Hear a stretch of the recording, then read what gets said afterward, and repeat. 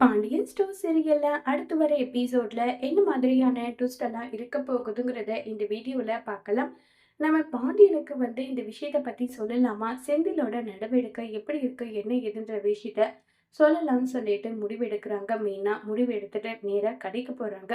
உடனே பாண்டியன், என்னாச்சு மீனா, ஏப்பா மீனா இப்படி இருக்குன்னு சொல்லிட்டு கேக்குறாங்க. ஒண்ணு இல்ல மாமா, உங்ககிட்ட முக்கியமான விஷயம் பேசலாம் தான் வந்தேன். சரி மாமா, நான் கிளம்புறேன்றாங்க.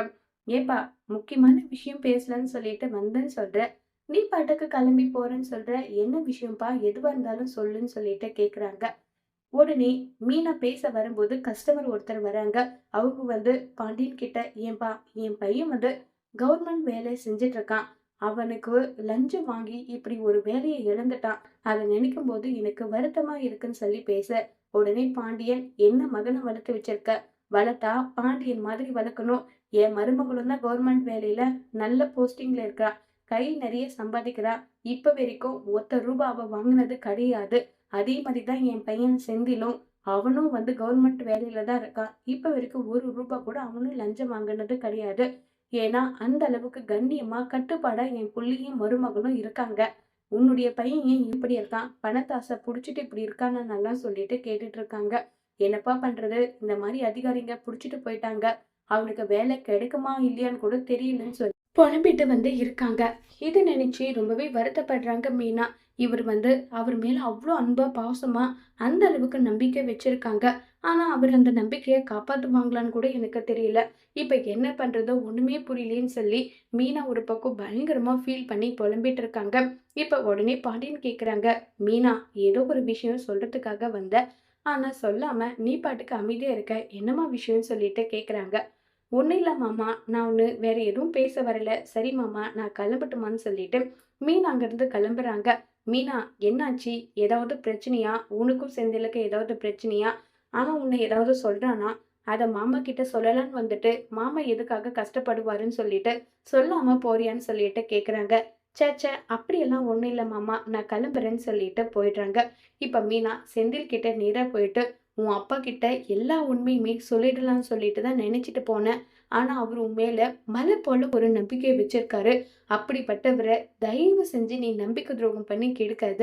வாங்கினது வாங்கினதாவே இருக்கட்டும். இனி எக்காரணத்தை கொண்டு யாருக்கிட்டையும் ஒத்த ரூபாய் பணம் கூட நீ லஞ்சம் வாங்கக்கூடாது. இல்லைன்னா நான் மனுஷியாவே இருக்க மாட்டேன்.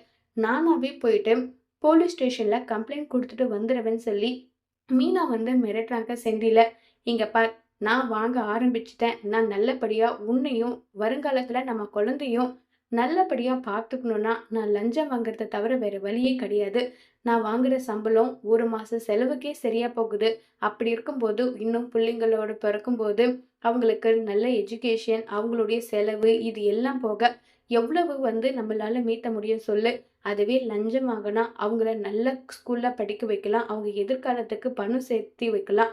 வீடு, காரு, வாசல்ன்னு சொல்லிட்டு எல்லாமே செட்டில் பண்ணிக்கலாம். இந்த அளவுக்கு பெனிஃபிட் இருக்கு.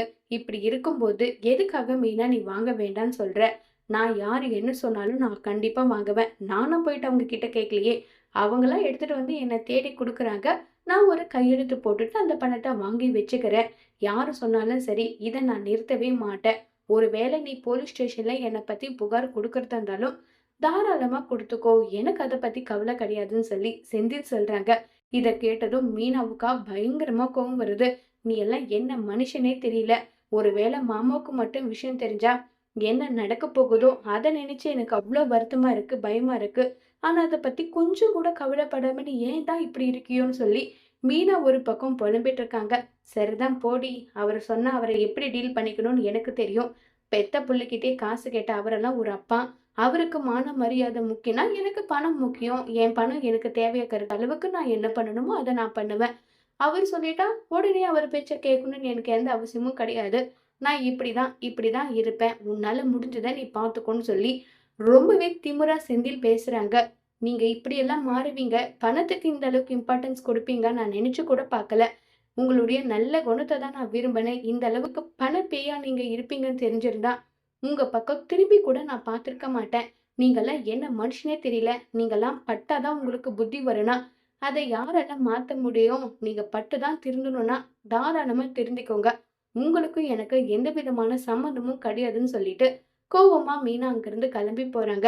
மீனா இவ்ளோ சொல்லியும் செந்தில் பேச்ச கேட்கறதுனால செந்தில் என்ன நிலைமைக்கு ஆளாக போறாங்கங்கிறத வரப்போற எபிசோட்ல வெயிட் பண்ணி பார்க்கலாம். Thank you.